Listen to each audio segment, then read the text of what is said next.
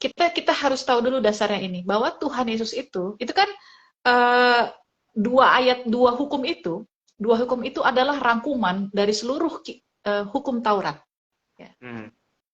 Dan kita perlu ingat di sini bahwa Tuhan Yesus itu datang untuk menggenapi hukum Taurat.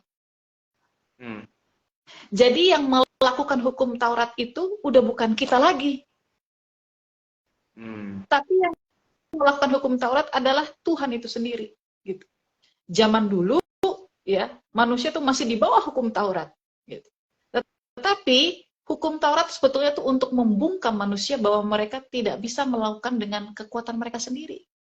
Tapi ternyata orang-orang zaman dulu masih banyak yang berbangga hati untuk melakukannya, yang terus memaksa untuk melakukannya, bahwa aku bisa nih, aku bisa nunjukin kepada banyak orang, aku bisa nunjukin kepada Tuhan bahwa aku bisa mencintai Tuhan dengan segenap hatiku. Tapi disitulah akhirnya Tuhan Yesus datang. Aku yang menggenapi, ya kan? Tidak ada satu iota pun yang akan dihilangkan dari hukum Taurat itu. Tidak ada satupun, karena hukum Taurat itu suci. Ya. Tapi dia tidak bisa, hukum Taurat itu suci tapi tidak bisa menyucikan manusia. Ya. Hukum Taurat itu benar tapi tidak bisa membenarkan manusia.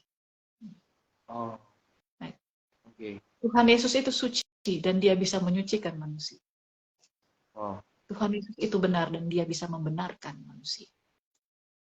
Begitu.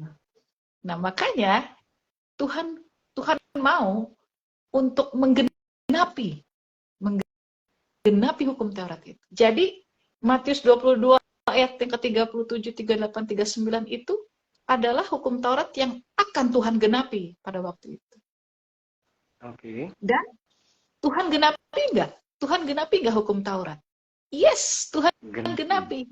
Di kayu salib Tuhan genapi hukum Taurat itu.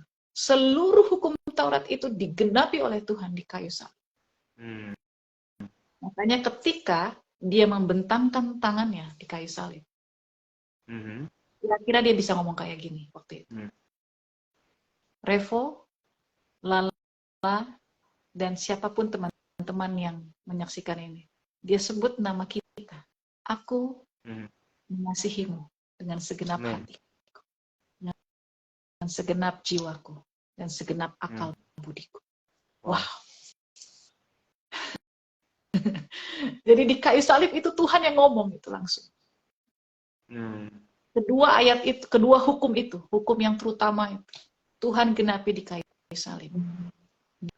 Dia yang melakukannya untuk kita. Ya. Luar biasa sekali. Aku kalau misalkan kembali lagi baca itu bahwa aduh mengucap syukur gitu ya. Karena apa? Aku nggak bisa melakukannya, tapi Tuhan yang melakukannya untuk aku. Di kayu salib. Jadi di kayu salib itu adalah manifestasi dari dua hukum ini. Dia sudah menggenapinya, dia sudah menebus, dia sudah menyelesaikan semuanya di kayu salib. Dosa-dosa sudah ditanggung, sakit penyakit sudah ditanggung, hukum Taurat sudah digenapi. Makanya Tuhan Yesus berkata, sudah selesai di kayu salib. Wow. Dan ketika dia sudah menggenapinya, ya, makanya ada sebuah perubahan pada waktu itu. Makanya kita lihat di Yohanes 15 ayat yang ke-12.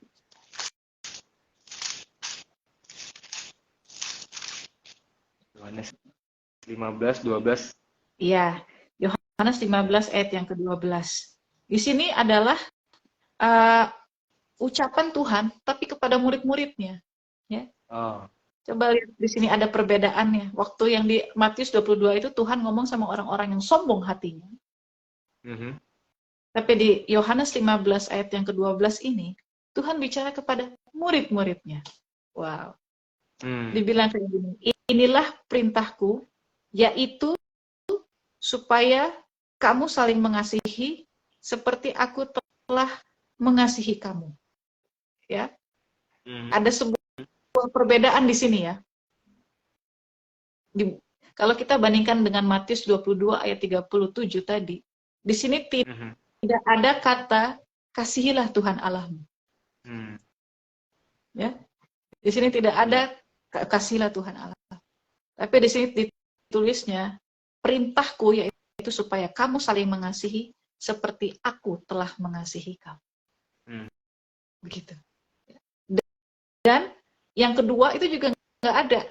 Kasihilah sesamamu seperti kamu mengasihi dirimu sendiri. Itu juga udah nggak ada. Yang dibilang adalah aku mau kamu saling mengasihi seperti aku telah mengasihi kamu. Artinya apa? Sumbernya dari Tuhan.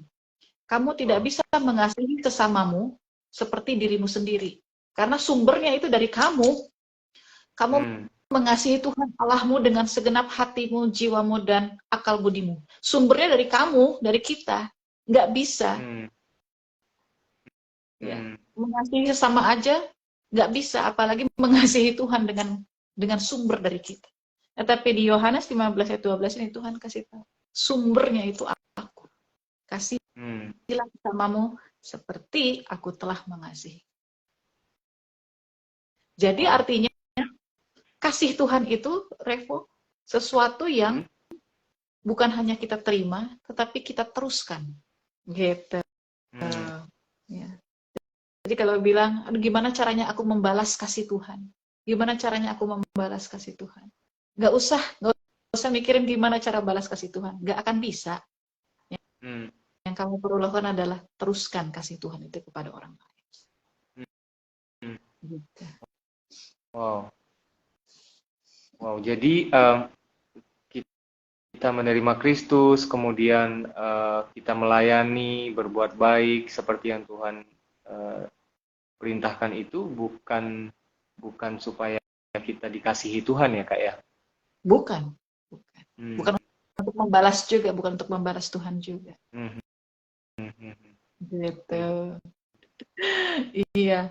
Jadi semuanya itu kita lakukan karena kita mau meneruskan kasih Tuhan kepada sesama kita, gitu. Di gereja, di pelayanan, di tempat kita bekerja, sekolah, dimanapun itu. Gitu. Oke. Wow.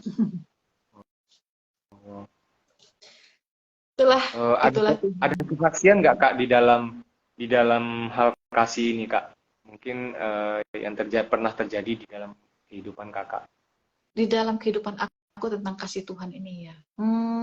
Ya tadi itu salah satunya adalah aku bisa tenang menjalani kehidupan ini karena walaupun aku berubah-berubah, tetapi aku tahu Tuhan nggak pernah berubah-berubah sama aku. Nah, ini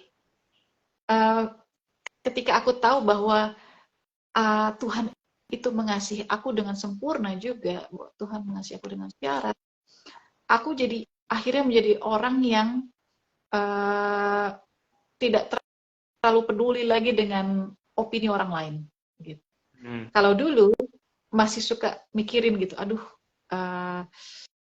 dia seneng nggak ya kalau aku kayak gini? Aduh, aku takut nanti dia jadi nggak suka sama aku gitu. Ada ketakutan untuk ditolak, ada ketakutan untuk diomongin di belakang, begitu. Tapi ketika tahu bahwa pencipta langit dan bumi itu mencintai aku, itu menerima aku, ya, dan menjadi bapak aku, sahabat aku udah nggak peduli dengan perkataan orang. Aku akhirnya menjalani kehidupan dengan tenang, dengan penuh sukacita. Misalkan kayak gini, ada beberapa orang yang menyayangkan, kenapa sih pergi ke Jerman? Gitu ya. Kenapa tinggalkan pelayanan? Itu kan sesuatu yang gimana ya, buat aku sedih sekali ada orang berpikir seperti itu. Karena mereka nggak tahu bahwa aku bisa pindah ke Jerman itu melalui sebuah proses dan ada satu pengalaman pribadi antara aku sama Tuhan. Tuh aku bisa akhirnya memilih untuk pergi ke Jerman. Dan aku bersyukur aku pindah ke Jerman itu tidak meninggalkan pelayanan kok. Aku tetap melakukan pelayanan. Aku saat ini bekerja di tempat lansia, Revo. Jadi bayangkan setiap hari aku bisa ngerjain kurang lebih ya 5, kadang-kadang bisa 6 orang. Pernah paling banyak waktu itu 8 orang. Itu aku mandiin mereka, nyuci mereka, bersihin kotoran mereka gitu. Aku melihat ini sebagai pelayanan gitu. Wow. Sebagai pelayanan, dan bahkan aku itu bisa setiap saat datang ke kamar mereka dan ngobrol sama mereka dan aku ngomong tentang Tuhan Yesus. Wow. Ya, kalau misalkan di Indonesia, misalnya waktu di Indonesia mau bikin acara dengan panti jompo, itu kan harus janjian dulu untuk kita bisa datang, terus kita bikin acara, senang-senang, nyanyi-nyanyi gitu. Tapi itu paling cuma 2 jam kan. Sekarang aku bisa datang ke kamar siapapun, kapanpun, halo, ngobrol, aku ceritain tentang Tuhan Yesus, aku doakan, aku betul-betul bebas di sini melakukannya. One on one lagi, ya, gitu. Wow. Jadi lebih enak ngobrolnya gitu. Jadi aku melihat ini adalah sebuah pelayanan juga yang Tuhan berikan dalam kehidupan aku. Dan hati untuk memberitakan kebaikan Kristus, hati untuk memberitakan tentang kasih Kristus, itu tetap membara di hati aku, tetap menyala-nyala di hati aku.